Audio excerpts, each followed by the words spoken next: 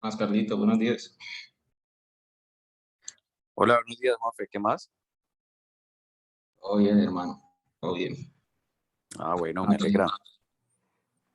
Ve, yo pensé que ya estaban todos conectados. también. Y últimamente, pues, algo así. Ya les comparto. Ah, listo, bien.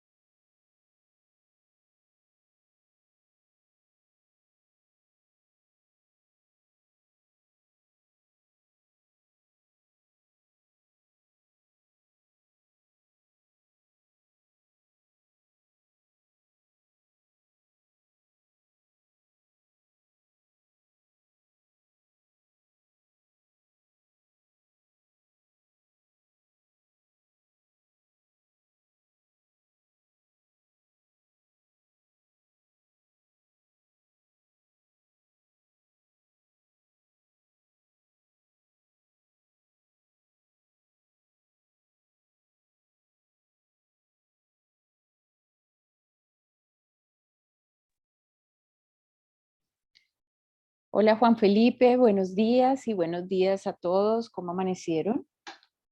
Buen día, doctora. ¿Cómo han estado? ¿Bien Buenos todo? días. Bien, gracias. Bueno, me alegra muchísimo. Eh, Vamos entonces con este tema y creo que nos quedan ahorita en marzo dos más.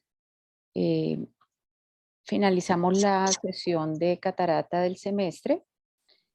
Hoy vamos a continuar con los pasos de la cirugía de catarata y pérdida de vitrio. ¿Tú tienes considerado hasta el final ya los otros pasos de implantación del lente, hidratación de las incisiones? Para terminar, Juan. Yo creo que hoy acabamos. Súper, perfecto. Acabamos. Y quiero entonces para la próxima semana, Natalie, vamos a empezar a revisar el tema de lentes intraoculares. Hubo una conferencia de Alaxa el sábado pasado, bueno, una serie de conferencias, pero básicamente una que dio la doctora Filomena Ribeiro sobre lentes intraoculares que me pareció súper buena. Entonces, se puede acceder por el link de Alaxa. Sí, sí, yo lo tengo, Doc. ¿La tienes? Sí, sí, Doc. ¿Viste la conferencia? No, no alcancé, pero tengo el link para poderla ver. Súper, muy, muy buena. Y yo les decía que fuera de la revisión general de lentes intraoculares, las diferentes plataformas, hagamos un poquito de énfasis en los lentes EDOF, los lentes de foco extendido. Ah, listo, ¿Sí? Doc. La última sesión, el 9 de marzo, que también te correspondería, Sí, podemos manejar el fenómeno de disfotopsias asociadas con bueno, lentes intraoculares. Entonces, listo, es un tema perfecto. que creo que en esas dos sesiones podemos completar. ¿Listo? Sí, sí, Doc. Súper. Entonces, bueno, Juan, bienvenido y arranquemos con el tema de hoy. Bueno, muchísimas gracias, Doc. Muy buenos días para todos. Eh, para los que no me conocen, mi nombre es Juan Felipe Roballo, residente de oftalmología de la Universidad del Valle. Y como dijimos, vamos a continuar pues, con la última parte de lo que es los pasos de vitrio, perdón, los pasos de FACO y énfasis en lo que es la pérdida de vitrio. Al final vamos a hablar un poco de lentes, de limpieza de viscoelástico y de hidratación de un sistema. Entrando en el tema, perdón, antes de entrar en el tema, mientras esto avanza, ok, les quería compartir este artículo que encontré relacionado con factores pronósticos de baja visión, baja visión aguda, después de una cirugía de catarata asociada a pérdida de vista. Ahí están los autores, son israelíes, pero uno de ellos está con la Universidad de Auckland de Nueva Zelanda, Y este es un artículo relativamente fresco del año pasado, tiene 8 meses, que puede quedar fresco y que nos va a dar como unos tips de lo último que se ha sabido sobre eso.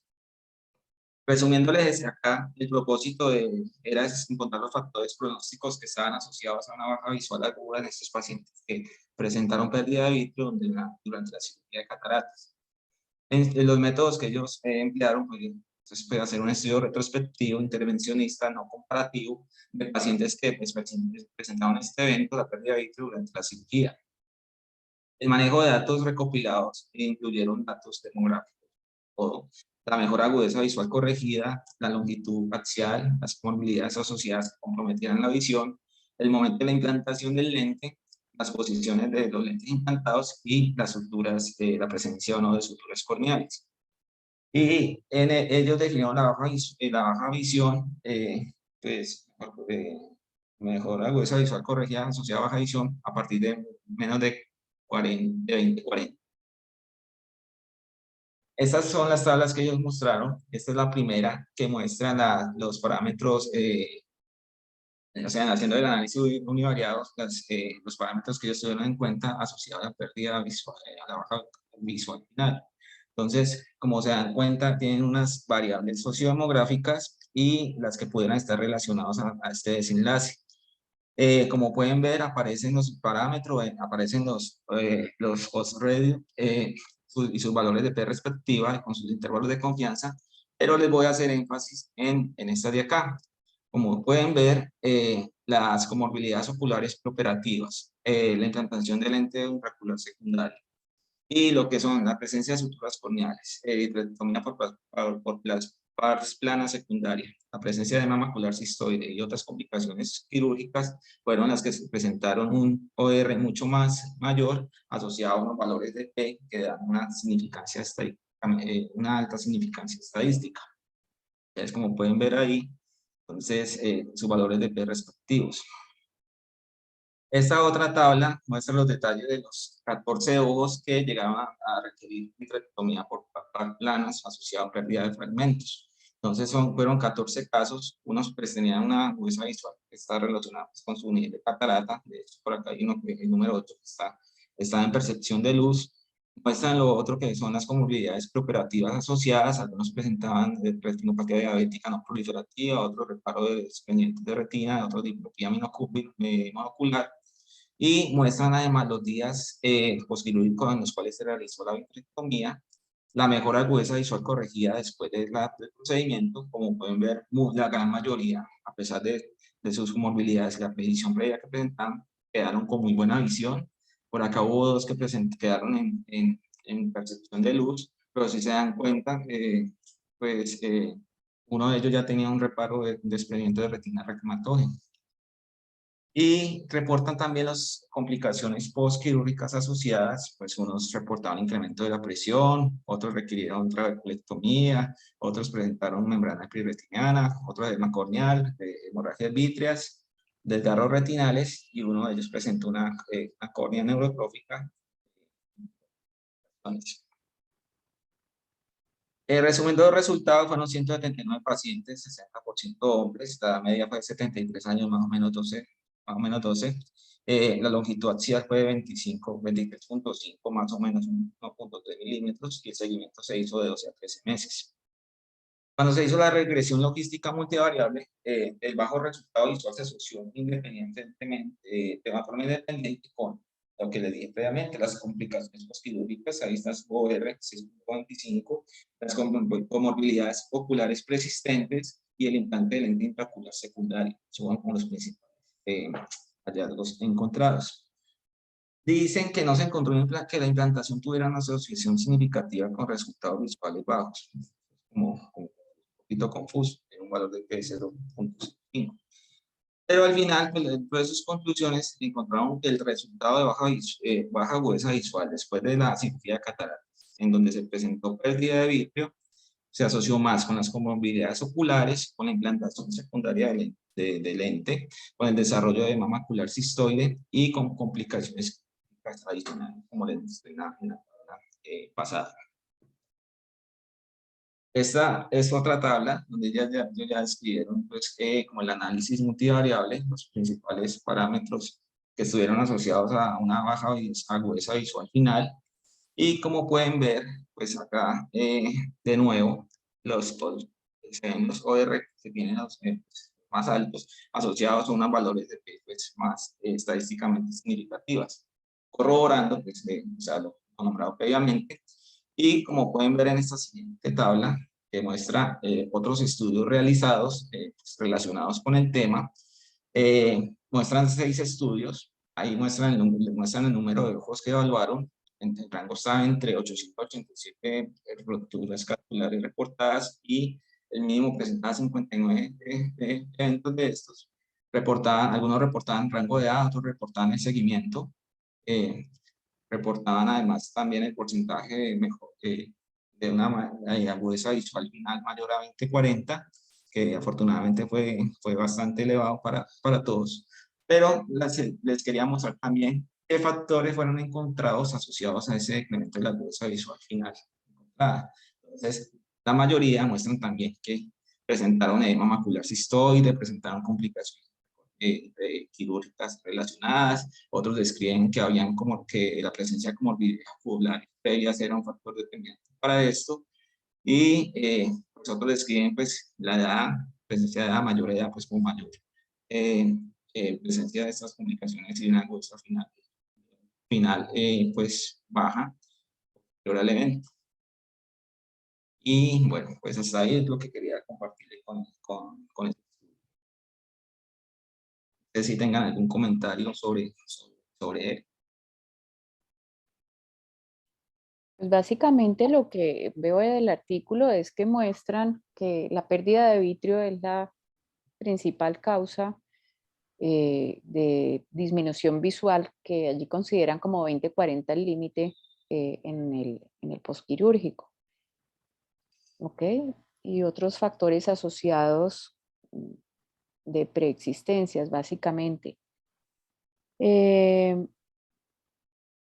propósito de presentar el artículo precisamente era esto, Juan, enfatizar en el tema tuyo de hoy y la importancia que tiene en cuanto al resultado final posoperatorio, ¿verdad? Sí, es sumamente, pues ya compartí más que todo por eso, pues al conocer el tema, pues para nadie es un secreto que no es que claro, pues la pérdida de vitrio es algo raro, pero es algo pues que ya es bueno conocer, o sea, identificarlo, manejarlo, y pues esto se hace, pues estos pacientes al final pueden llegar a presentar una muy buena agudeza visual. Entonces es como un abrebocas para lo que vamos a desarrollar en el tema. Correcto. Y en la diapositiva en donde mostrabas el tiempo de manejo de esa pérdida de vitrio, me llamó eso la atención. El tiempo de la vitrectomía pars plana posterior a la cirugía de la catarata. Entonces, supongo que aquí donde dice 0 fue el momento intraoperatorio, pues, donde se manejó la complicación, ¿sí? Señora. Pero luego, mira, este caso dice que 60 días después se hizo la vitrectomía y quedó con 20/25 de visión final. ¿Esta visión final la toman a cuánto tiempo, perdón? No, pues no enfatizaron sobre eso, pues llamó la atención ese caso, que se hizo prácticamente 2 meses después del procedimiento, pero sí llamó la atención que presentó una Sí, visión buena. hay que revisar el tiempo posoperatorio que están describiendo, porque debe estar descrito en el artículo cuándo es. ¿Sí? No es lo mismo tempranamente que por lo menos 3 meses después o más, en donde se pueden presentar los casos más tardíos pues, de complicaciones retinales, periféricas, de edema macular cistoide, etc. Entonces, sí, eso me llama la atención, esto del tiempo de la vitrectomía postquirúrgica y los resultados que se obtienen. Yo creo que mientras más temprano se maneje la complicación, pues mucho mejor, Porque Claro. imagínate esas bridas, estas cosas que pueden generar problemas, obviamente hacen que mientras más tarde se maneje la complicación, mayor la, pues la posibilidad de que queden disminuciones visuales a largo plazo. Entonces, por eso me llama la atención cuando dice allí que manejan, eh, la mayoría son pues un día, pero este tiempo de 25 días y 20-40 final, de 60 días y 20-25 debía ser pues casos excepcionales donde había mínimo vítreo eh, adelante o quién sabe si habían o no implantado el lente, etcétera, ¿no? Hay muchos bemoles allí que hay que evaluar. Correcto. Eh, digamos que el mensaje final es que si se presenta esa complicación, obviamente la idea es aprender a manejarla de la manera más inmediata, porque esto definitivamente puede disminuir, aunque no eliminar, el riesgo de complicaciones tardías en el posoperatorio. Bueno, Juan, entonces ahora sí entra en materia, por favor. ¿Algún comentario del resto de asistentes, por favor?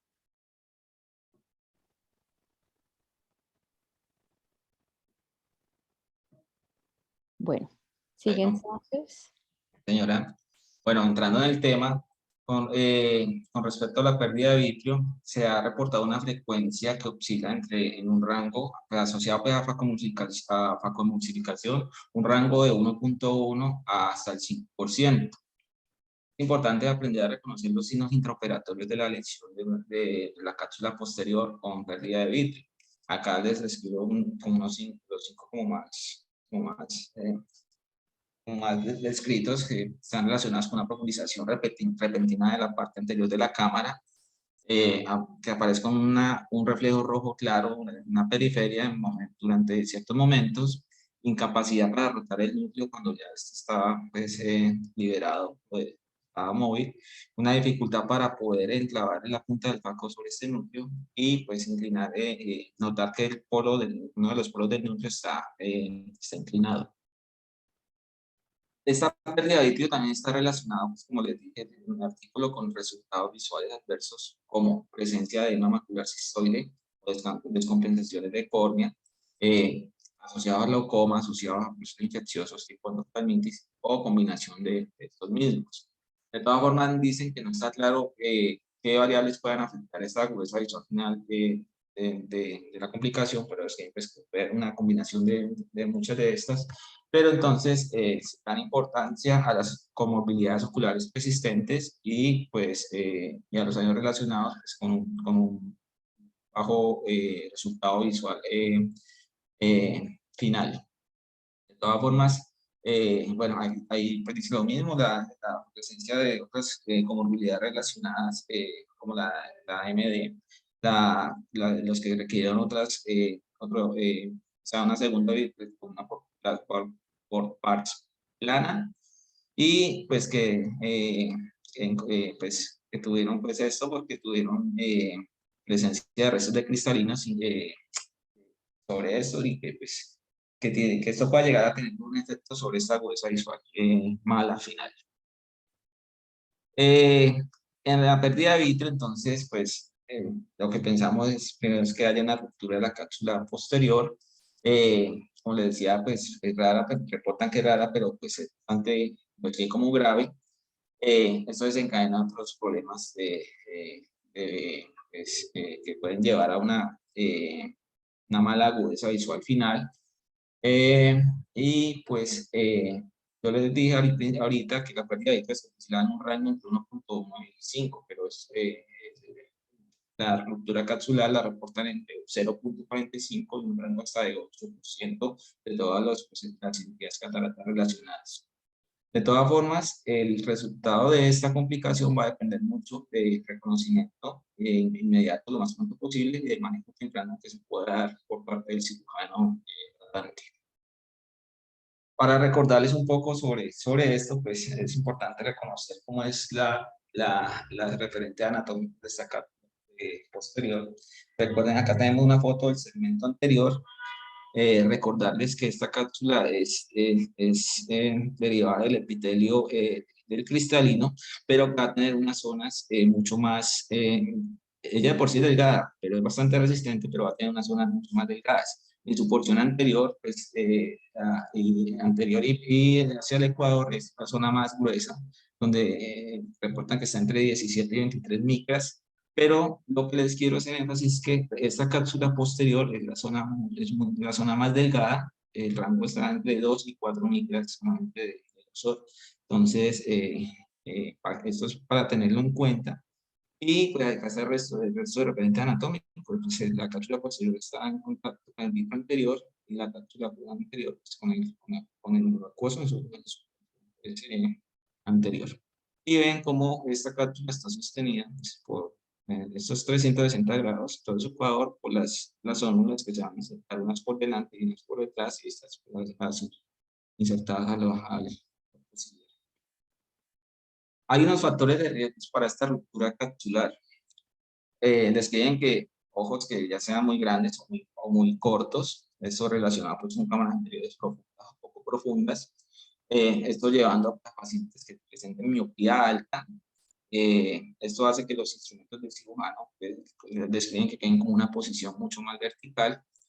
También se puede decir que cuando la cápsula posterior puede decir un movimiento que lo describen como en trampolín, debido a que estos tejidos de determinado paciente sean mucho más delgados y mucho más flexibles. Entonces, para manejar esto se pueden hacer ajustes durante el vacío y el flujo puede ayudar a compensar este movimiento.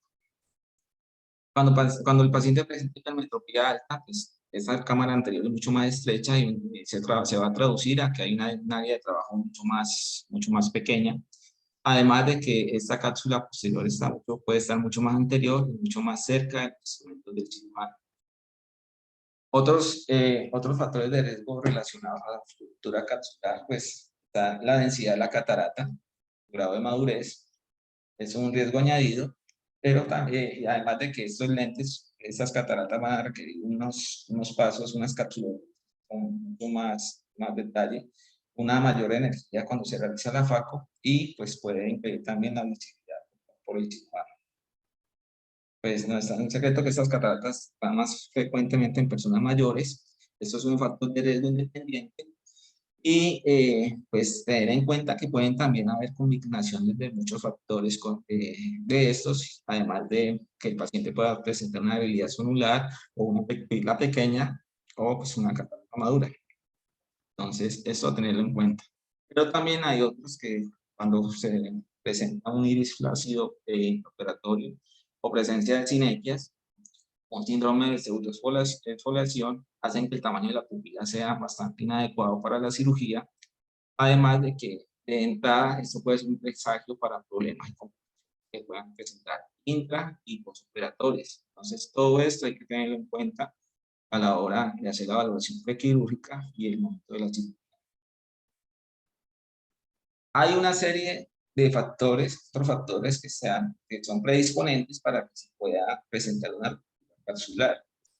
Le voy a describir cómo son. Los pacientes que de por sí no cooperan, pueden estar desorientados o ansiosos, o que por alguna comorbilidad tengan movimientos involuntarios, o simplemente pacientes que presenten tos durante su patología relacionado pues con otras patologías pulmonares. Pero también puede presentarse una pobre visualización debido a que haya una opacidad de medios, o que haya un trauma preexistente con una ruptura capsular que no sea reportada o que sea invisible, o no solamente de ruptura capsular, sino haya un daño celular previo. Pacientes precisamente con cirugías oculares previas, especialmente si le han hecho vitrectomía, sea con sílico o la presencia de este aceite. También pacientes a los que se le haya colocado inyecciones intravítreas, no, se puede que no se haya reportado una lesión de la cápsula posterior al hacer este procedimiento. Y este último que les quiero mostrar me llama mucho la atención porque pues, de pronto al cirujano más experimentado les pasó, a todos nos puede llegar a pasar, pero es cuando estamos hablando de un cirujano sin experiencia. especialmente, pues nosotros lo recibimos. Bueno, también pues vamos a encontrar una serie de signos de ruptura de la cápsula posterior. Entonces, cuando esta se rompe de forma inesperada, la idea es que se nota que hay una igualación repentina de las presiones que hay dentro de tanto en la cámara anterior como en la cavidad vítrea. Esto va a hacer que el iris genere un desplazamiento posterior, que la pupila se pueda dilatar, teniendo en cuenta que la cápsula posterior se abre y puede ser como la primera advertencia sobre una ruptura capsular. Entonces toca estar como muy pendiente de esto. Otros indicadores pueden ser como percibir que el núcleo parece como que se cae, que se desplaza de la punta del faco. Entonces, otro factor a tener en cuenta. Eso lo es que este fenómeno está como asociado a que la pérdida del soporte de la cápsula posterior y un movimiento posterior del material del cristalino, o sea, todo se desplaza hacia atrás y el faco como que no lo puede agarrar bien. Y también como que los cambios de coloración, como notar que hay una zona clara repentina que está muy cerca del faco, pueden avisarnos de que el vitro puede quedar como atrapado en la punta del faco e indicarnos que hay una ruptura de una cápsula, la cápsula posterior. Entonces, cuando pasa esto, cuando se percibe, el cirujano tratante está en su deber prácticamente de modificar el plan quirúrgico. Generalmente cuando hay sospecha del desgarro, la mayoría de veces es porque sí hay un desgarro de esta cápsula posterior. Entonces, tener en cuenta que estos desgarros pueden pasar en cualquier momento de la cirugía, sea no solamente durante la faco, sino que puede pasar también en los hidropasos o cuando estamos haciendo irrigación. Tener en cuenta que si hacemos una hidrodisección agresiva, puede dañar la cápsula, especialmente si hemos hecho una capsulorrexis pequeña o que sea irregular y discontinua. Acá les tengo este video donde se puede percibir como el daño de esta cápsula.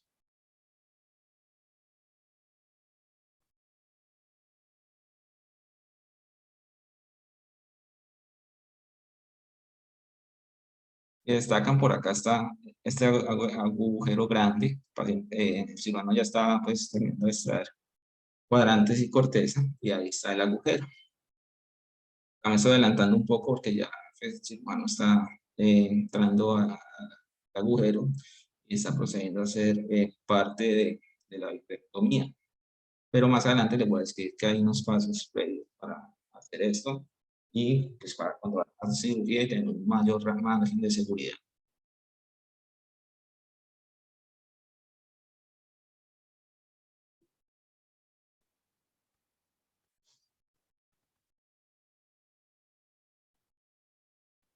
Acá el cirujano pues termina como de aspirar los restos de corteza con suma cautela. Él pasó a hacer como una vitrectomía previo a esto, pero se nota pues la corteza está relativamente fácil de extraer y está usando pues un vitrectomo sin hacer corte. Es sumamente importante que esto esté en fase de aspiración y no en fase de vitrectomía porque termina de complicar las cosas.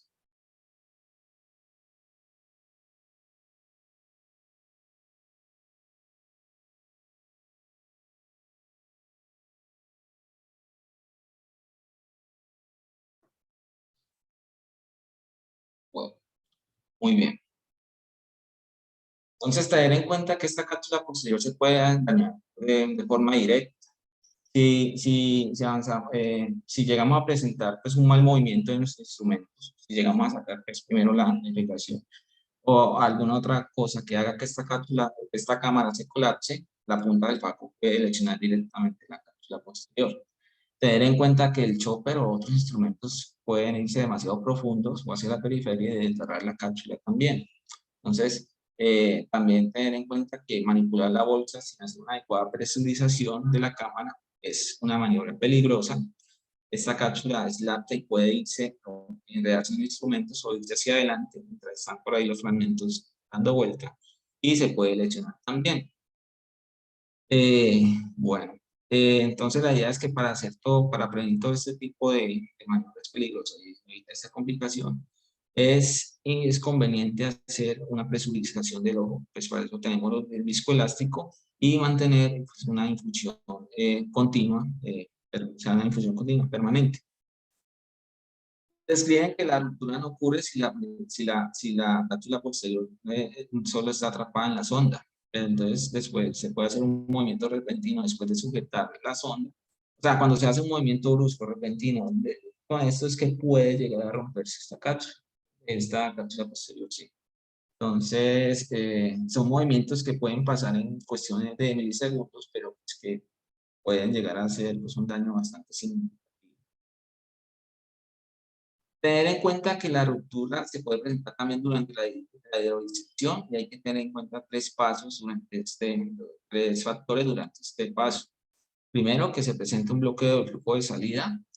Entonces, este flujo de salida puede presentarse cuando hay aumento de la resistencia que ejerce el viscoelástico sobre una cámara anterior o cuando se ha hecho una capsulosis pequeña o tenemos una pupila pequeña. De ahí la importancia de sacar un poquito de viscoelástico antes de hacer la hidrodisección. Y también pues, cuando se inyecta ese sobre un cuerpo lateral, entonces, y si tenemos como mucha presurización en la cámara anterior, puede llegar a que suceda este evento. Pero también cuando tenemos inyección de demasiado líquido, cuando inyectamos pues es una solución con bastante presión. Y otra cosa que puede estar relacionada son características propias de la cápsula, que presenta una debilidad inherente, sea pues asociada a una catarata ocular posterior o pacientes con vía alta, pacientes con posquirúrgicos oculares, pacientes con traumas, síndrome pseudofiliativo y otras, en algunos casos están cataratas capsulares. Entonces, cuando se presenta durante la hidrodisección hay que tener en cuenta precisamente el bolo y la forma en que administramos este líquido para hacer la hidrodisección. Tener en cuenta si se hizo una capsulosis pequeña, pues, puede esta hidrodisección con toda la cautela, con todo el manejo de la infusión que colocamos y tener en cuenta, pues nadie está exento de esto, pues puede haber una debilidad propia de la cápsula escondida. Para esto, entonces, si estamos sospechando que la fase hialoideo está interrumpida o hay una ruptura o un desgarro, entonces uno puede ayudarse con ciertas pruebas. La prueba del hisopo, que simplemente es pasar un hisopo, una esponjita sobre la incisión principal y ver si hay presencia de vitrio. Vemos que esto es como un gel, como un moquito que es elástico, puede estar protruido a través de las incisiones. Pero también se describen que puede haber una prueba de barrido donde uno pues, entra a la cápsula, a la cámara anterior y puede, como su nombre dice, hacer un barrido desde el ángulo hacia la incisión principal y ver si hay arrastre de vitrio. Porque pues describen que el vitrio tiende como a hacer, como buscar como la salida a través a través de las heridas. Pero también hay otras dos pruebas. Una de ellas es la prueba del halo, que me parece pues, una prueba, pues, una maniobra bastante peligrosa, pero se describe que cuando la cápsula está íntegra uno puede inyectar un poco de disco elástico y la idea es como hacer un poquito de presurización, pues no del todo, pero con un segundo instrumento uno puede hacer un poquito de presión hacia atrás y ver que en la zona central se presenta este halo. Esto estamos hablando si la cápsula está íntegra, entonces se va a ver el halito. Pero si no, pues este halo va a estar interrumpido y discontinuo, entonces esta es otra forma de determinar eso. Y la otra es hacer pruebas, con prueba de manchas, pero es simplemente inyectar triamcinolona en la parte anterior de la cámara, en la cámara anterior. Los cristales de este medicamento se van a adherir pues, bien al vitrio y van a generar una adecuada visualización. Es una forma de marcar este vitrio protruido a cámara anterior. Entonces, pues tenerlo en cuenta también, ¿no? Y pues eso tiene más adelante el estudio, tiene una dosificación para hacer esto, hay unas dosificaciones terapéuticas y si hay una sobredosificación, pues conlleva otro tipo de complicaciones, como aumento de la presión intraocular. Bueno, hasta ahí. Pero, Juan, yo Sí, señora. quiero resaltar la utilidad de la aplicación de triamcinolona cuando hay dudas de la presencia de vitrio o para visualizarlo mejor cuando uno está haciendo la vitrectomía anterior, ¿no? Que no vayan a quedar restos. Si queda algo de triamcinolona en la cavidad vítrea, no importa, el paciente va a referir que siente, pues que tiene como miodesopsias o ve como manchitas negritas que se van a ir reabsorbiendo. Sí tener en cuenta lo de la hipertensión ocular que podría generar, entonces estar pendiente de eso, pero pues eso con la conciencia de que puede pasar, se maneja preventivamente dándole al paciente Glaucomed al terminar el procedimiento o en el primer día posoperatorio estar muy pendientes también de la presión.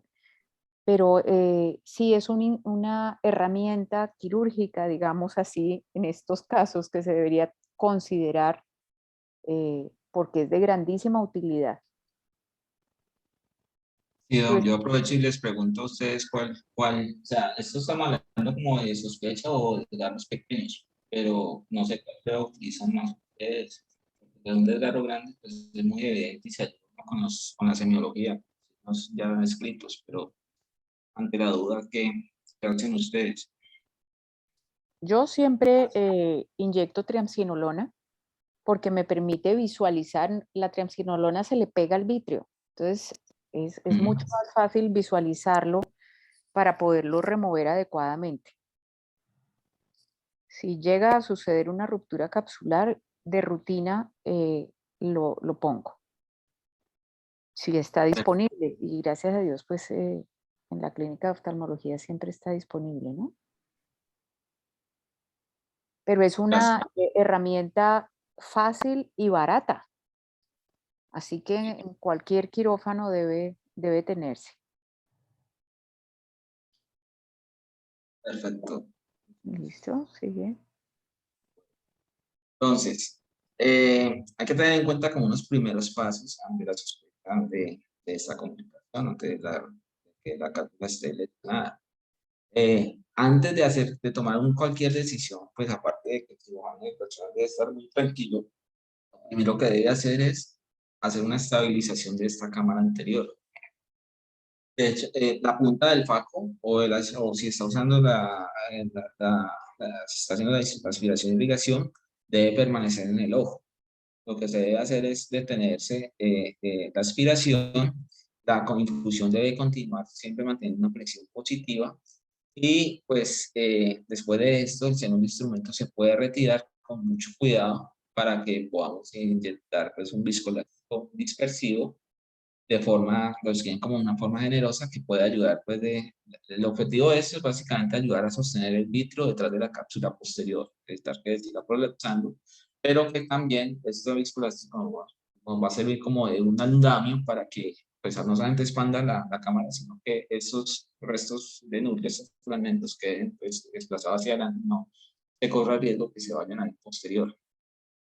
Entonces ya después de que ha pasado esto, se puede seguir haciendo el resto del procedimiento con mucho cuidado, porque el faco pues, puede ir, se retira y pues si hay restos, pues se pueden empezar a retirar restos de estos y según el tamaño, a veces hay necesidad de ampliar un poco más la incisión para terminar de sacar estos restos y considerar, o sea, con el instrumento y considerando, o sea, irse preparando para hacer una posible vitrectomía anterior. De todas formas, en este preciso momento identificado esta ruptura, se deben hacer dos preguntas principales. Primero, ver si el vitrio migró hacia la cámara anterior o está contenido todavía.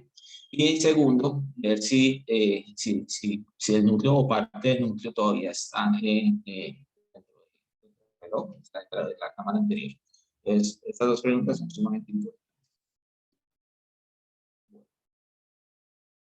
Hay un momento de la cirugía en que se puede llegar a considerar hacer una conversión de pasar a hacer nuestra cápsula.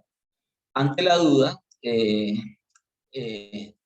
pues bueno, en ciertos casos pues, es importante considerar esta opción, pero un factor clave que nos va a ayudar a determinar, a llegar a esta decisión es ver si ya se corrobora que haya presencia de vitrio, bastante vitrio en cámara anterior, y que además de esto haya la presencia de un fragmento grande de núcleo que no se pueda salir con las incisiones ya realizadas, Entonces nos va a indicar a que podamos hacer esta conversión.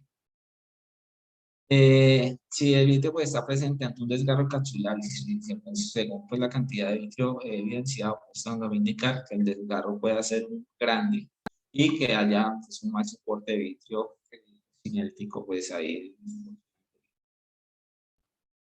Entonces, ante esto, identificado el desgarro, la ruptura, entonces, como les dije, hay que inyectar un viscoelástico dispersivo debajo del material, en una zona cercana a la cápsula, para generar un tapón en esta zona y que ayuda a sostener esos fragmentos descritos.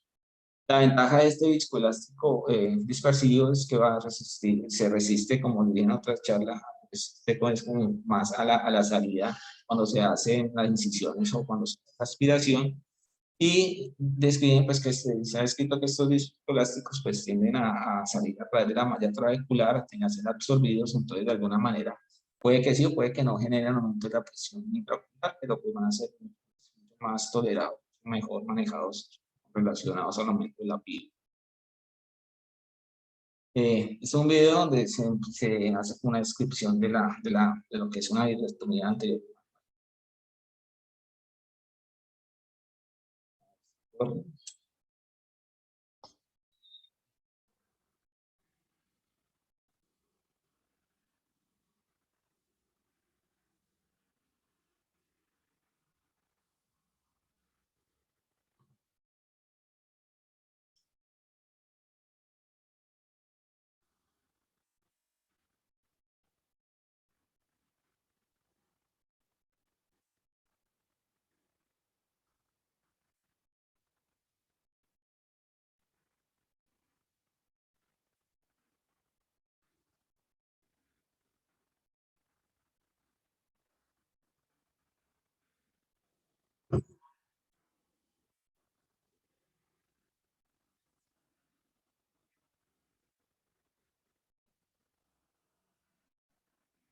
En el vídeo marcado.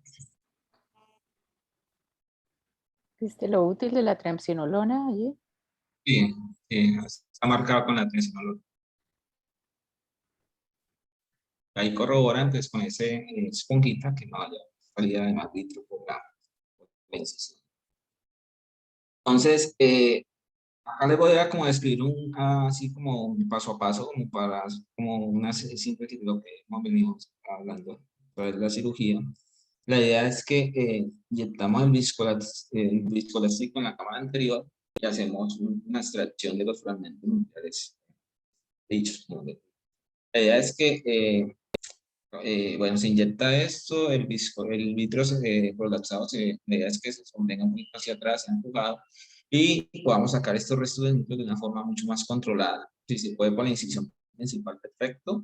Y nos podemos ayudar con unas pinzas para extraer fragmento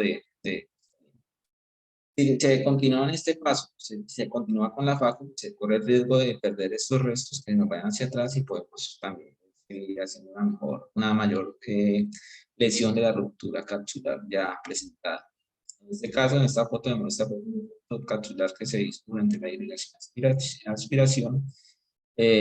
Describen que la cápsula anterior está intacta, la que dañó que decir de la posterior, pero entonces ahí toqué pensando que el lente se va a tocar con colocarlo durante el sur.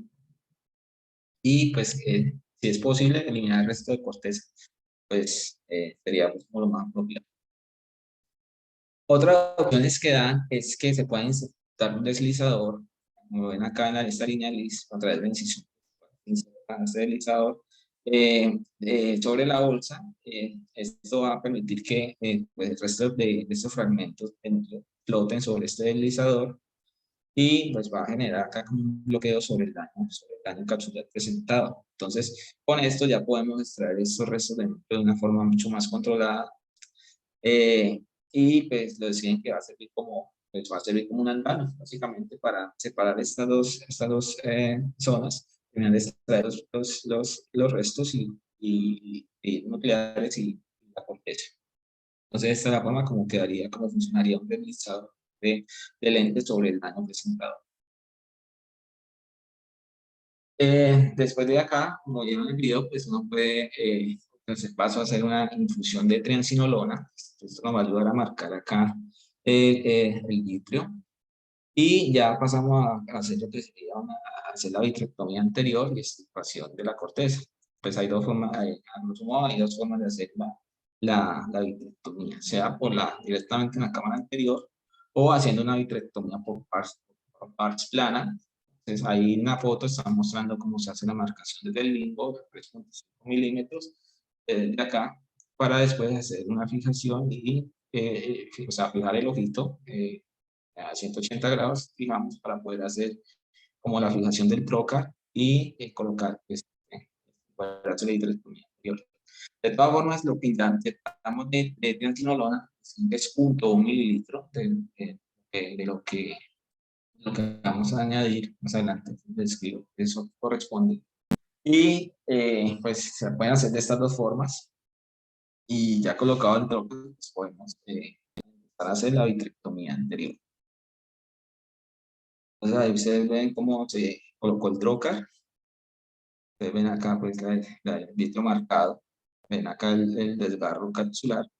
Y se empieza a hacer la infusión en la cámara anterior. Ya hecha la infusión, pues vamos a hacer esta vitrectomía por partes plana, como se está visualizando en la imagen.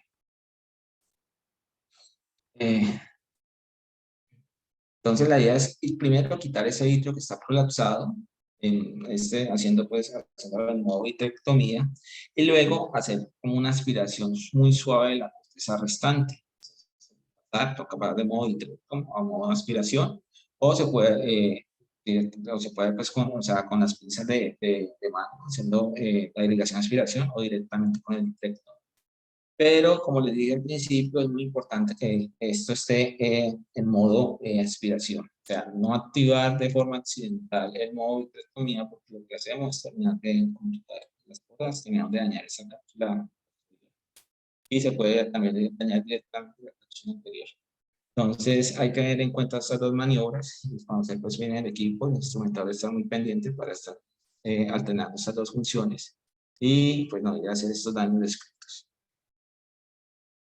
Esta imagen lo que va a mostrar es que se está, de forma manual, se está haciendo como una aspiración de los residuos corticales. Se puede hacer directamente con el cortador de vitrio, pero como les dije, bueno, pues tener en cuenta que se haga en modo aspiración. Se termina de quitar estos restos corticales y de esta forma pues se puede hacer directamente sin necesidad de estar como cambiando en ambos modos. Y esta foto de acá lo que muestra es que el cortador de vitrio se puede se va a usar a través de las parasíntesis realizadas y se puede hacer la eliminación de la corteza. Pero como les dije, no tener cuidado de no ir a dañar esa cápsula anterior con el cortador de vitrio. Entonces, recordemos que se necesita la cápsula del cristalino anterior para poder colocar esto. Después procedemos a que hay que quitar el vitrio que está detrás de la ruptura capsular. Estaríamos haciendo la vitrectomía. Entonces, con el trocar, la idea es girar ese puerto del cortador del vitrectomo de una forma muy lenta, haciendo unos movimientos circulares para que se pueda retirar la mayor cantidad de vitrio de su porción anterior. Entonces, se ha descrito que uno de los errores que más se ejecutan cuando uno es cirujano principiante, paciente, es como quitar muy poquito vitrio. Pues la idea es que o sea, no hacer eso, sino que se requiera el tiempo que se necesite para hacer una adecuada cantidad de extracción de ese vitrio anterior, porque pues la idea es que sea hecho de esta forma. Y pues recordarles que la triancinolona nos va a ayudar muchísimo para identificarlo y hacer pues una adecuada extracción de este vitrio anterior y este vitrio. Ustedes ven ahí en la imagen la punta del trocar con la vitrectomía, aspirando esos restos de vitrio anterior marcados y a todo apoyado por el segundo instrumento. Acá, bueno, ahí llevamos parte como más o menos la mitad del procedimiento. De ahí pasaremos a hacer lo que es hacer una exclusión de alguna hebra vítrea que esté por ahí como remanente. Entonces, uno puede comprobar con un instrumento, o sea, haciendo pues como un push pull o con una espátula de iris, ver si el vitrio está completamente removido o si hay un remanente por ahí. Entonces, hay que tener en cuenta que estas hebras vítreas se pueden encarcelar en las heridas de la córnea, ya sea en las paracentésico o en la principal, y puede ayudarse, si no ha sido marcado, pues puede ayudarse a identificar cuando se ve una pupila que está distorsionada. Entonces, si es necesario, pues puede inyectar más triamcinolona y después de esto, una vez identificado, pues la idea es hacer como apoyarse en estos instrumentos, ingresar a través de las paracentesis, hacer un giro de forma circular en la cámara anterior y poder identificar que estén completamente, o sea, identificados para hacer una completa extracción de estos restos, porque pues estos vídeos pues pueden llevar a, estos restos de vídeos llevan unas complicaciones pues, en la anterior. Y pues, una vez identificados, cortarlos, eliminados de una forma permanente. Ya una vez se haya hecho la extracción de este vitrio, procedemos a que es el implante del lente intraocular. Entonces, en este paso hay que inyectar viscoelástico en cámara anterior, hay que reformar la cámara, también con el surco. Recomienda es mejor colocar un lente intraocular de 3 piezas y asegurarse que durante el implante de el primer áptico pueda quedar colocado por ese surco. Y recordamos pues para los que se representan lo cómico, ese surco es el espacio que hay entre la cápsula anterior, lo que queda de la cápsula anterior y el iris. En esa zona es donde se va a quedar colocado esa primera áptica de 3 piezas. Entonces, más adelante vemos esto en el video, pero entonces la idea es que este lente se vaya girando para hacer que esa segunda óptica se dirija hacia el surco, sujete el lente detrás de la red y quede este lente puesto de forma central con sus ópticas en los surcos. Otra opción que deciden es colocar primero el lente en el iris y luego se rota para que estas ópticas queden posicionadas en el. El siguiente paso es que quienes lo dan como la captura del lente. Como les decía, ante la presencia de un desgarro de cápsula posterior, la idea es que este lente quede, o sea, al quedar posicionado, quede con su óptica adentro y la óptica por fuera, que denominamos la captura del lente. Y de esta forma, pues queda esta óptica queda detrás de la cápsula anterior y queda pues posicionando el lente. La idea es que este lente quede bien centradito, que el diafragma iris cristalino esté estabilizado y que el lente quede lo menos no posible en el surco. Entonces recordemos que este lente pues va a quedar mucho más desplazado, o sea, va a quedar un poco más desplazado de la bolsa, de la zona donde inicialmente se pensaba colocar, y que esto puede, en cierta forma, afectar la agudeza visual final del paciente. Pero entonces, pues, eso lo podemos cuadrar cuando solicitamos también el segundo lente, por si se llega a presentar esta complicación quirúrgica. Sí, Juan, eso que estás diciendo es importante. Si no se está preparado con ese plan B o con ese lente para implantar en sulcus calculado ahí en esa posición, y si se tiene una buena capsulorhexis anterior, lo que uno debe hacer es abotonar el lente, ¿sí? Para que quede más posterior y no se vaya a miopizar tanto el paciente. Pero si tú tienes un lente elegido para la posición en sulcus y no tienes una buena rexis anterior, pues obviamente ahí estás más tranquilo, no hay que abotonarlo, se centra bien y tienes el cálculo pues ya hecho para allí. Definitivamente abotonarlo siempre que sea posible es mejor. El lente queda más estable en esa posición, puede no desplazarse luego en el posoperatorio, etc. pero tener siempre presente que si no es posible, pues se puede dejar en el sulcus sin problema, elegido para esa posición. Sí, señora. ¿Sí bien? Bueno. Bueno, estas dos son otras dos imágenes donde ustedes ven en la imagen de la izquierda, el lente pues aparentemente quedó capturado. Ellos escriben pues, que quedó pues sus ápticas en el surco y la óptica queda pues abotonada, abrochada detrás de la retis. Entonces pues la retis quedaría, no quedaría redonda, sino que quedaría como con una forma de almendra, pues, debido a que esas ápticas quedaron pues de surco. Y en la imagen de la derecha, pues, bueno, con respecto a lo mismo, entonces se hace la captura del lente de forma bimanual.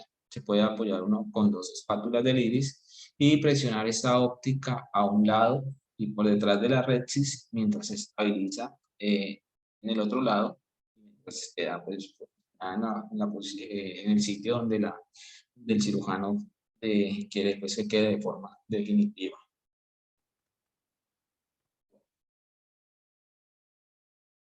Después de esto, ustedes ven en esta imagen que la óptica del lente quedó detrás de la retis y la idea es que esas ópticas quedaron en el surcus. Esto está haciendo como el surcus. Entonces recomiendan hacer una inyección de una burbuja de aire para estabilizar la cámara anterior, pues en caso de ser necesario, y eliminar finalmente, sacar pues el trocar y pues hacer pues como eh, empezar pues como hacer los pasos finales del procedimiento quirúrgico. Ante esto, si llegamos a evidenciar que hay una pupila distorsionada en el postoperatorio, puede que tengamos una hebra encarcelada. Entonces le recalco la importancia de eliminar estos restos de vitrio o estos mechones vítreo que queden, porque puede provocar no solamente una pupila distorsionada, sino que esto va a llevar a un riesgo de infección mucho mayor y que este vitrio genere un arrastre con posibles desgarros de retina posteriores o incluso una tracción vitreoretinal. Entonces, todos estos detalles es importante tenerlo en cuenta a futuro. Precisamente cuando hacemos un retiro del trocar, pues si hubo necesidad de ampliar esa incisión principal para poder extraer estos restos nucleares, recomiendan hacer una sutura en cruz de nylon o filón de 10-0. Y pues como paso final, adelantando un poco, pues después de esto, pues ya posicionado el lente y pues las verificaciones respectivas, procedemos a hacer como el retiro viscoelástico, luego hacer la hidratación de las incisiones, dejar un antibiótico antiinflamatorio subconjuntival, finalmente pues hacer el retiro del trocar, hacer la sutura esteral y pues se puede considerar que ya está prácticamente terminada.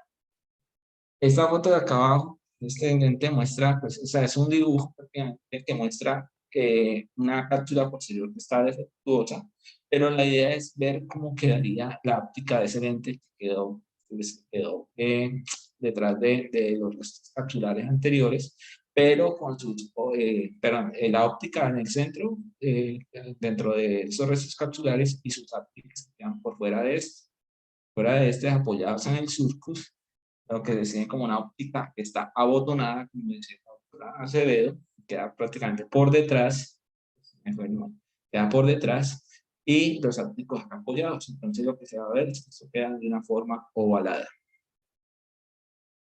Está muy bien el esquema para mostrar el abotonamiento, pero ese no es un lente para sulcus. Las ápticas, mira que es un lente de una sola pieza, ¿no? Sí, es el dibujo que aparecía ahí, pero sí, es como el concepto. Sí, Es el concepto del abotonamiento, que así es exactamente, pero ojo con los lentes. Uno no puede abotonar un lente metiendo las ápticas de un lente que no es para sulcus en el sulcus, así abotone la óptica, porque ese shafting o esa roce de esas ápticas con el iris va a producir inflamación y, mejor dicho, consecuencias muy, muy importantes en el posoperatorio por eso, ¿no? Así que sí, El concepto está bien, bien representado allí. Sí, nos podría llevar a un síndrome uveítico y fema glaucoma. Ah, correcto. Yo quería hacer un comentario y un aporte. Pues, el cálculo del lente debemos llevar como plan B. Siempre recomiendo pues calcularlo para metropía, de modo que si lo podemos abotonar, pues va a quedar más o menos a nivel del saco. Entonces pues el paciente va a quedar pues con la biometría esperada. Y si pues por alguna razón no lo podemos abotonar, pues el paciente no va a quedar tan miope. Hay que tener en cuenta la constante, que no, generalmente no es la misma del lente que hemos calculado para el saco. Entonces el cálculo tiene que ser con la constante del lente de 3 piezas.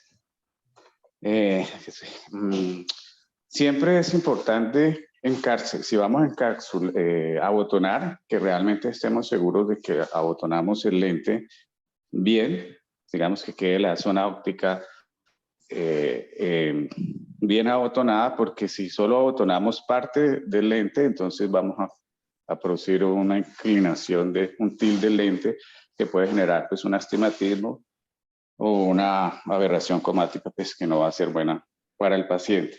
Y al final, creo que era lo que estaba explicando, o explicó Juan, es cerrar la pupila, porque generalmente después de que estos pacientes les ha hecho vitrectomía, muchas veces se ha cerrado por el trauma y todo esto, se ha cerrado la pupila, entonces se les ha puesto adrenalina, entonces estos pacientes quedan con pupilas dilatadas y a veces en el postoperatorio uno puede tener la sorpresa de que una áctica se desplazó o el lente quedó capturado con el iris, encarcelado en el iris. Entonces, idealmente cerrar la pupila, si es posible, de modo que veamos que el iris quedó sobre la zona óptica, y también nos ayuda para ver que la pupila esté redondita y no haya una deformidad de la pupila que nos haga pensar que hay un hilo vítreo ahí que no hemos detectado a tiempo. Ese era como el comentario que quería hacer. Gracias, Gerson. Muy, muy importante enfatizar en eso, en que el plan B siempre debe ir en cualquier cirugía de catarata, eso es lo ideal, porque como tú dijiste, la constante del lente alterno no es igual a la constante del otro, entonces no simplemente es decir, como este era un lente de 20, entonces en el sulcus va a ser de 19, ¿no? Porque las constantes varían y no necesariamente eh, no va a ser pues ese cálculo así tan fácil. Entonces, muy válido. Juan nos ha visto a nosotros calcular lentes y siempre se tiene en cuenta la constante del segundo lente, ¿no? Sí, de hecho, en el hospital el lente de 3 piezas que más usamos el MA60 y se tiene en cuenta esa constante, la constante para ese lente ya es 118.4. Entonces, muy importante tener en cuenta con el número de lente de dioptrías que vamos a pedir, que pues precisamente va a quedar un poco más anterior a la posición inicial que pensaba colocarse. Correcto. Mm. ¿Algún comentario adicional? Perfecto, continúa, Juan. Listo. Es un videito que muestra pues vitrectomía bimanual por patch plana. Es, acá voy a correr.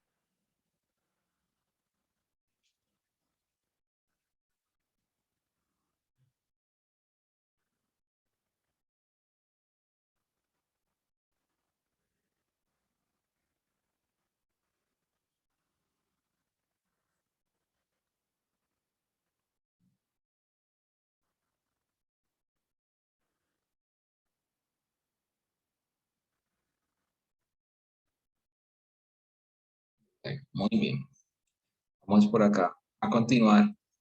Después de haber visto el video, les quiero comentar algo acerca sobre cápsulas de la cápsula posterior como una opción. Dependiendo de algunos desgarros, pues si son con orificios redondos pequeños, pues puede estar relacionado con un daño el faco. Entonces, si se ha identificado el tamaño y la ubicación lo permite, se puede desgarrar una cápsula posterior continua. Y pues, como dato, esto fue escrito, primero que lo escribió fue Gimber, colaboradores, y la idea es que se puede, después de crear algo de tensión sobre esa cápsula que está lesionada, pues inyectando plástico, se pueden utilizar pinzas coaxiales para realizar esta cápsula posterior. Entonces, tener en cuenta que esta técnica disminuye la probabilidad de un desgarro, que se expanda en un desgarro presentado en los siguientes pasos quirúrgicos. Y cuando se hace esta capsulosis posterior, pues de todas formas se permite la colocación de un lente intraocular directamente en la bolsa. Pues si se ha hecho una vitrectomía de forma suficiente y sin haber hecho una expansión de ese agujero presentado. Entonces, si se coloca el lente en el saco capsular, pues se puede preferir un lente de una sola pieza, porque este pues al colocarlo se va desenrollando lentamente y de forma controlada, y pues va a quedar ahí en la bolsa cubriendo ese defecto. Pero si hay un defecto mucho más grande, entonces considera la colocación de un lente de 3 piezas en surcos y hacer captura o ordenamiento de ese lente, pues según pues ya lo he descrito previamente. Entonces esto es como unos esquemas que muestran como una vez se presentó un agujero con la punta del faco en cápsula posterior. O sea, acá arriba a la izquierda ven que esa cápsula se desplazó de anterior hacia la punta del faco, acá estos pliegues. Entonces se presentó un pequeño desgarro en la zona central y el cirujano lo que hizo es convertir ese desgarro en una cápsula posterior. Y de todas formas les queda una bolsa estable donde se puede colocar ese lente, si se permite, directamente en la bolsa capsular. Este otro videito que muestra pues como, como forma resumida de lo que se ha ido hablando hasta ahora. Ahí hay un defecto capsular y el cirujano está tratando de aspirar de forma muy controlada los cortes, es alternando modo y modo aspiración.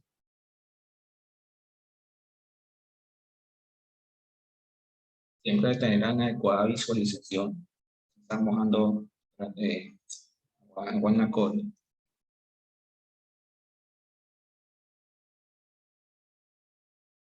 Y ahí hay un defecto grande, se puede decir que ahí prácticamente terminando de aspirar esos restos de corteza, un remanente ya superior a la.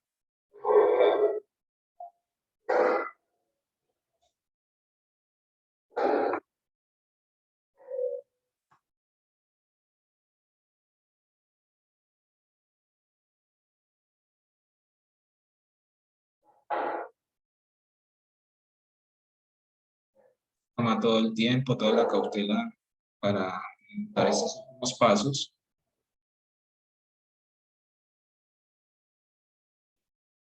¿Okay? Y bueno, termina de limpiar eso. Acá quiero hacer un paréntesis con respecto a lo que es la presencia de una diálisis sonular, sea o pérdida de vitrio.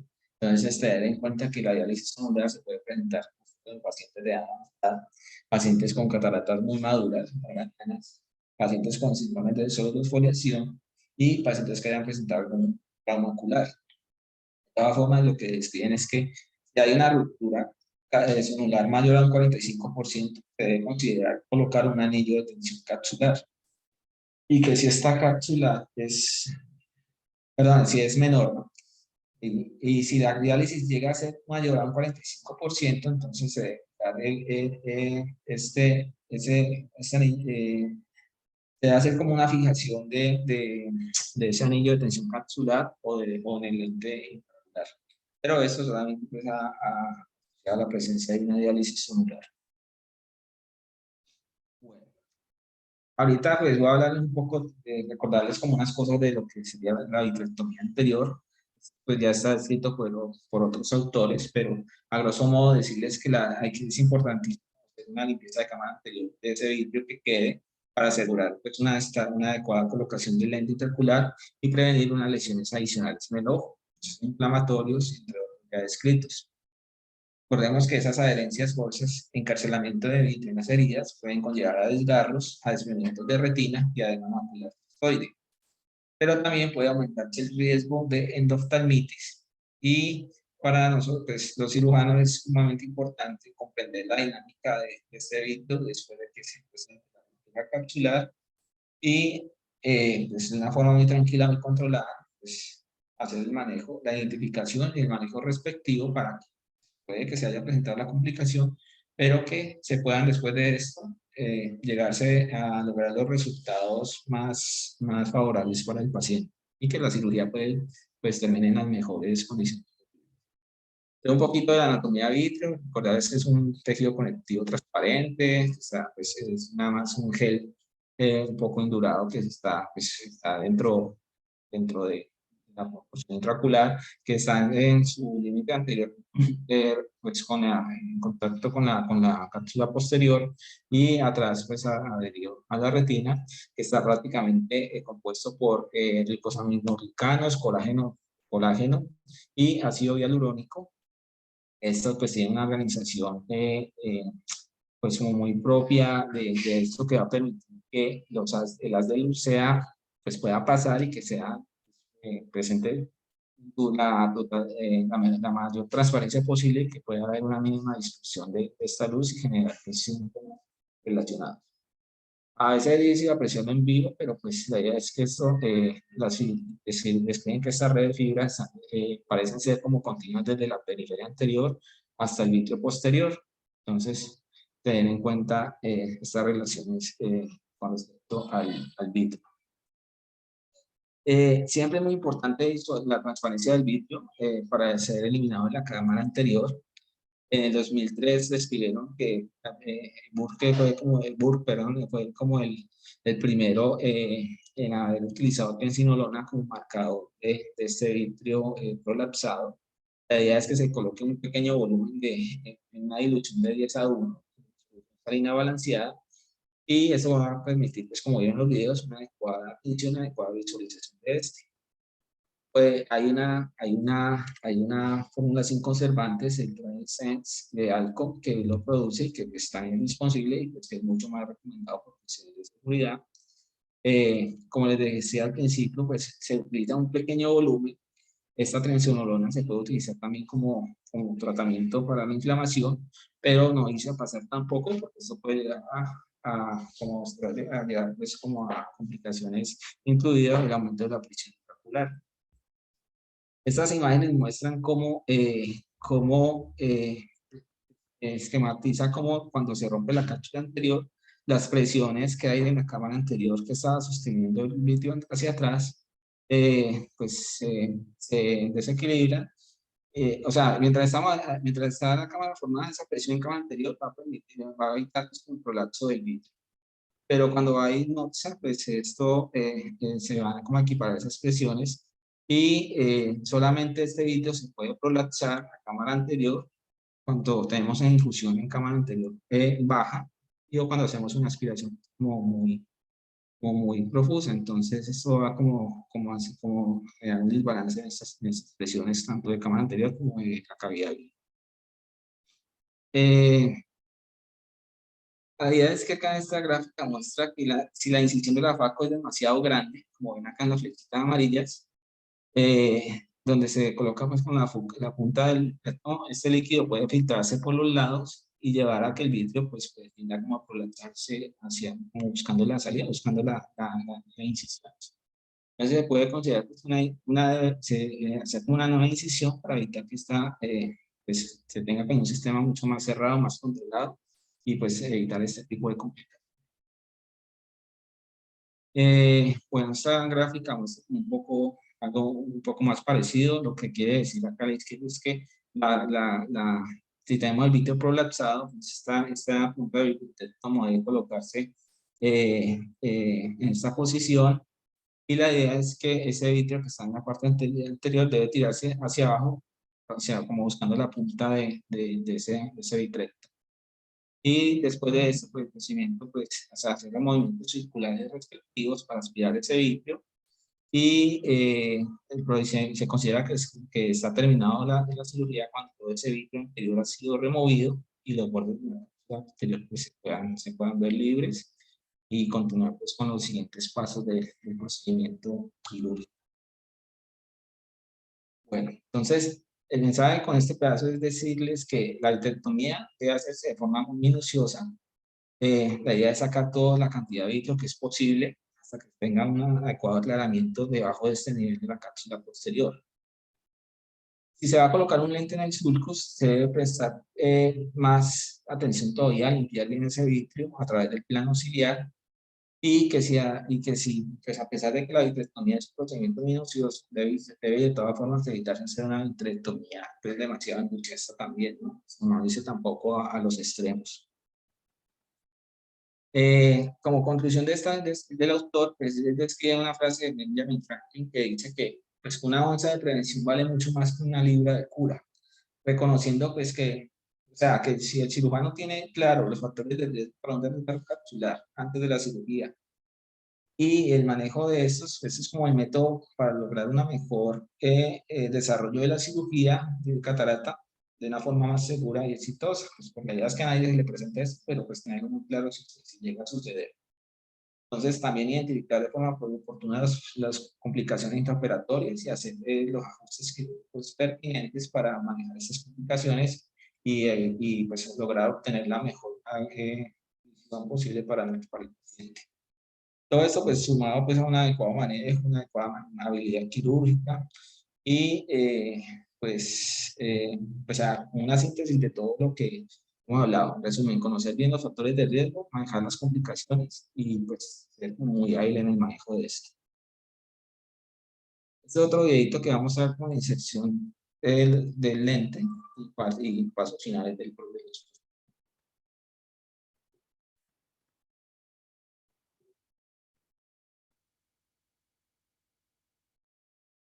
Están colocando un lente de 3 piezas. Pueden ver ahí las ópticas color azul, la óptica central. La primera pieza la colocamos en el sulco. Y el cirujano está haciendo el movimiento de relación y rotación para tratar de ubicar esa segunda óptica en la zona que debe quedar al final.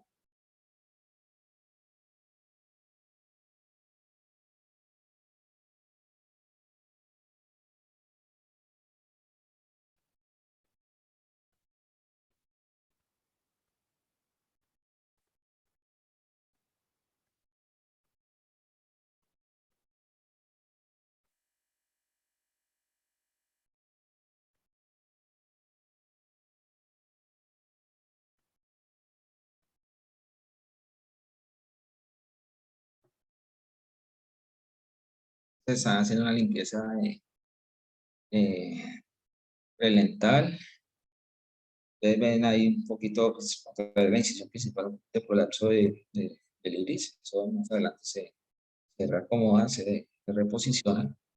Y ya, pues una vez el lente colocado en su posición final, el cirujano procede y se ha verificado pues la limpieza del viscoelástico, tanto por delante como por detrás del lente, pues se hacen los cierres herméticos de hidratación de las incisiones, tanto de las paracentesis como de la principal.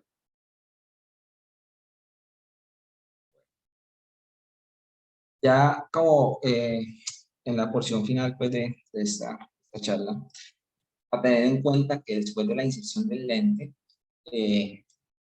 después de hacer pues, la extracción de la catarata, colocamos el lente y extraer el viscoelástico, o sea, y hacer pues, una adecuada extracción del viscoelástico, se debe tener en cuenta esto para minimizar el riesgo de aumento de la presión intraocular postoperatoria, teniendo en cuenta los tipos de viscoelásticos utilizados. Entonces, esos viscoelásticos se quitan insertando la cánula de irrigación aspiración detrás, tanto por delante como por detrás de la óptica, haciendo pues movimientos de empuje hacia atrás para hacer que este vidrio posterior este viscoelástico posterior se prolapse y pueda aspirarse de una forma mucho más óptima. Y si estamos en el contexto de una ruptura capsular posterior, la presencia de un lente colocado en sulcus, la extracción del viscoelástico se realiza con una manipulación mínima para evitar pues, una desestabilización y desentramiento de esto. Como pueden ver ahí, pues esta es como una foto que muestra como la porción final del video previo. Ustedes ven cómo está como haciendo ese movimiento de rotación, relación-rotación, para tratar de colocar esa segunda óptica en su final, donde la sostiene. Entonces, es que he colocado esto, se verifica, se centra, se verifica que no hayan restos por ahí de viscoelásticos y procedemos pues, después a hacer un cierre hermético de estas incisiones. Entonces, para producir una presión intraocular fisiológica, entonces lo que hacemos es inyectar solución salina balanceada, equilibrada a través de las paracentesis y así reformamos la cámara anterior. Verificamos que haya un cierre adecuado, ¿sí? Que la cámara se sostenga, verificamos que no hayan filtraciones, como esponjitas, y si llega a presentarse fugas de ambos lados, pues la idea es que a pesar de esto, o sea, verificamos el paso pues, de esta solución salina y pues seguimos pues, haciendo las hidrataciones de las incisiones coneales respectivas. Recordemos que se coloca estromal temporal a donde se presente o sea, con la incisión y pues la idea es producir un cierre hermético. Hay casos donde no se puede lograr ese objetivo, con una incisión de pronto no muy, o sea, muy amplia o no muy acorde en su ingreso, que no produzca este cierre hermético. Entonces, en uno que otro caso, se va a ver la necesidad de colocar una sutura y así lograr este cierre. La idea es que esto se hacía pues, con las últimas técnicas de quirúrgicas y manejo de estas incisiones. Siempre estas deben quedarse de forma autoselladas, no tener que colocar esta sutura. Recordemos que esto puede inducir un estigmatismo, empeorarlo. Y pues la idea es no suturar estas incisiones, ¿no? La idea es que incisiones pequeñas durante estas cirugías pues tienden a sanar mucho más rápido, son relativamente más estables. Como les decía, inducen un estigmatismo mucho menor. Lo que les decía también, en el caso en los que va a ser necesario colocar una sutura de etilón de acero para lograr estos cierres. Y considerar que dependiendo pues, del sitio, se pueden hacer estos cierres de estas incisiones con selladores corneales naturales o sintéticos. Estas son imágenes que muestran como abajo a la izquierda muestran pues cómo se ve la hidratación de las incisiones. Entra agua en el estroma, genera con esta opacidad, pero es todo lo que va a llegar en el cierre hermético. Generalmente pues haciendo con solución salina balanceada y les traigo este último video pues que va a resolver estos últimos pasos.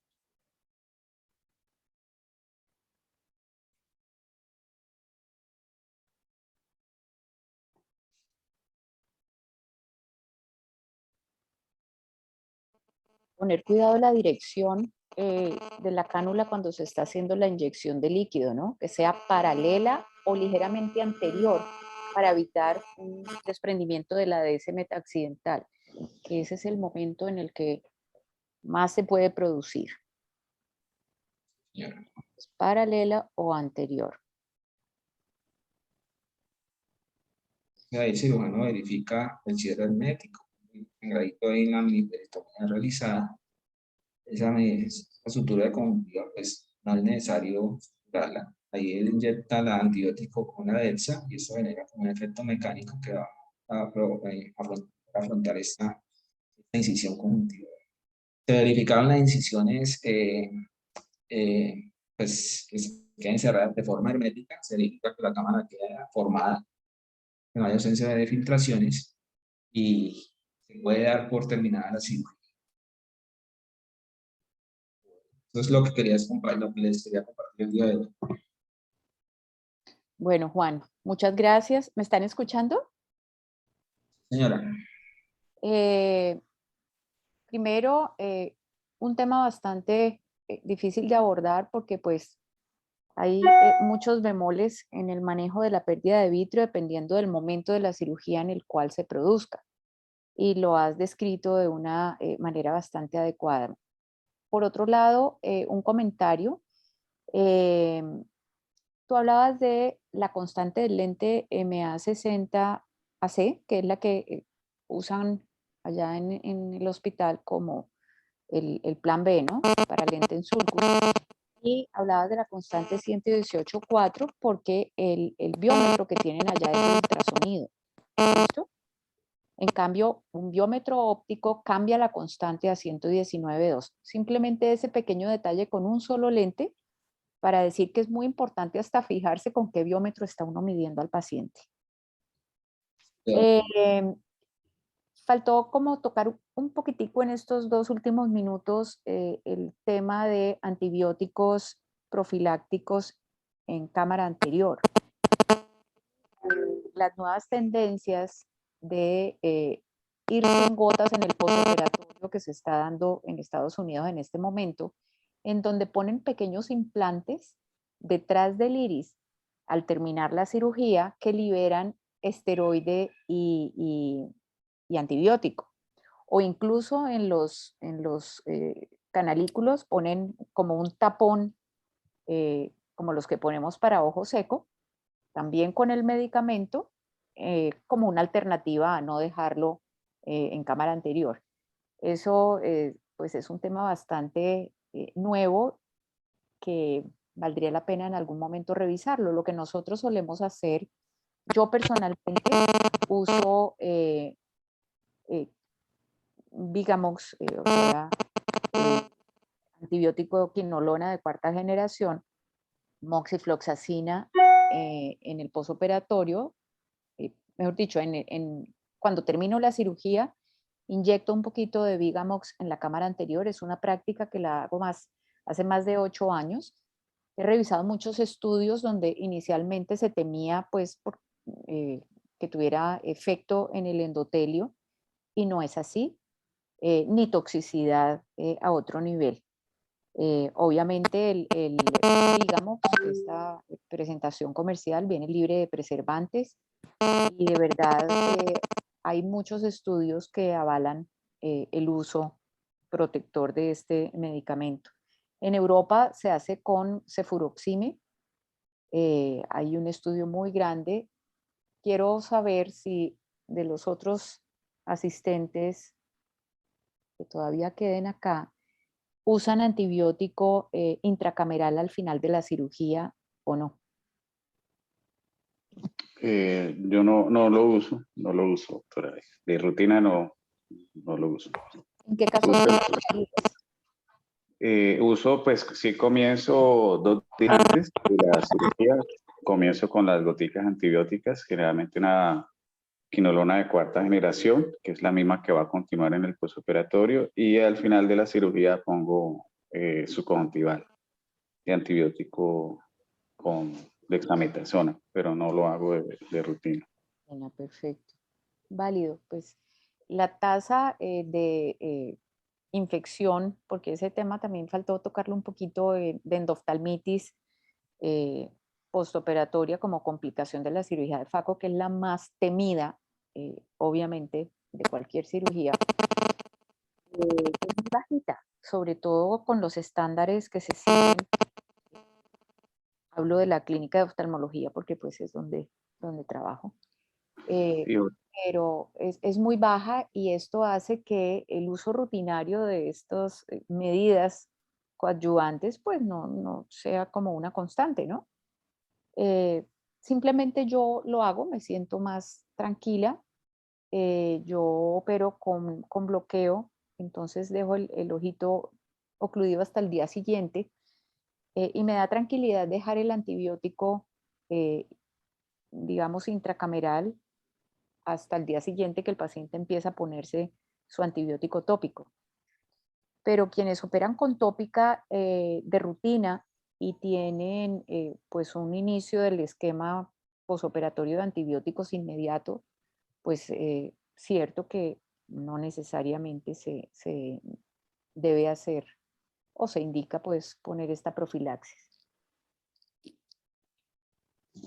otra cosa que faltó de pronto comentar es que estos pacientes tienen más riesgo de desprendimiento de retina y que todo paciente que nos ha tocado hacer una vitrectomía anterior es un paciente que debemos hacerle en los días siguientes, incluso el día siguiente si es posible, o en los días siguientes del postoperatorio, un muy buen fondo de ojo para ver sobre todo la periferia, porque es ahí donde ocurren pues los desgarros, porque recuerden que el vitrio se pega en la base, pues, de la periferia, y con la manipulación y todo eso que muy seguramente ha sucedido en la cirugía, pues pueden haber desgarros y si no nos damos cuenta, pues podemos tener sorpresas más adelante, ¿no? Un desprendimiento de retina y el edema de mácula también. Entonces son pacientes que necesitan un seguimiento más cercano y también pues ahí vale la pena iniciar también los AINES para intentar pues disminuir ese riesgo que es más alto, que puede ser peor en pacientes diabéticos, por ejemplo, ¿no? Que nos ha tocado hacer en una... Otra es que pues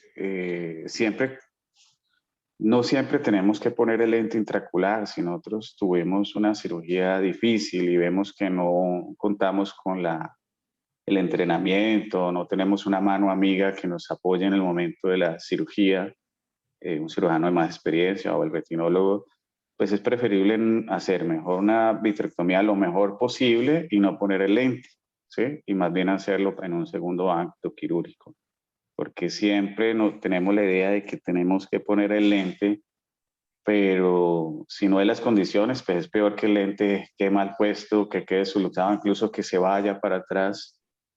Y si tenemos un fragmento que se nos fue allá atrás y nosotros no tenemos el entrenamiento como cirujanos de segmento anterior, pues la idea no es entrar y allá e intentar agarrarlo, escarbarlo, porque pues podemos generar más trauma y el pronóstico puede ser peor. Entonces mejor dejarlo ahí.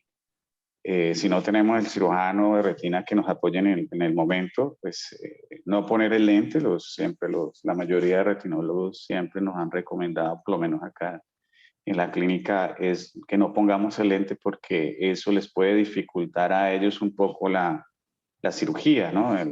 Se empaña el lente, los bordes no deja ver la periferia adecuadamente, entonces ellos prefieren que no pongamos el lente y entonces más bien ellos lo pueden poner. Entonces para los residentes que estamos, o incluso nosotros los cirujanos que ya tenemos un poquito más de experiencia, pues que quede como ese mensaje para los residentes y que como médicos, como cirujanos de segmento anterior, tenemos que entrenarnos para esto. Y yo como molesto tanto con lo de cirugía experimental, en cirugía experimental tenemos pues el Kitaro y un ojito que nosotros diseñamos incluso allá en experimental para entrenar la vitrectomía, o sea que no hay disculpa para no hacer un poquito de curva en cirugía experimental, de modo que cuando se nos presente esta situación, pues podamos enfrentarla más fácilmente, ¿no?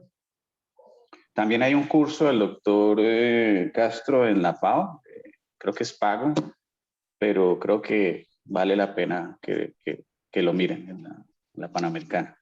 Está el curso de pérdida de vitrio. Gracias, Gerson. Muy valiosa tu intervención.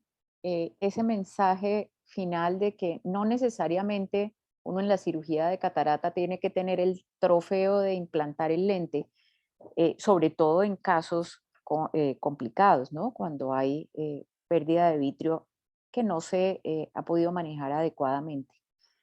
Claro el mensaje, no necesariamente o no implantar el lente si se necesita un segundo procedimiento, porque esto le va a dificultar la vida al retinólogo.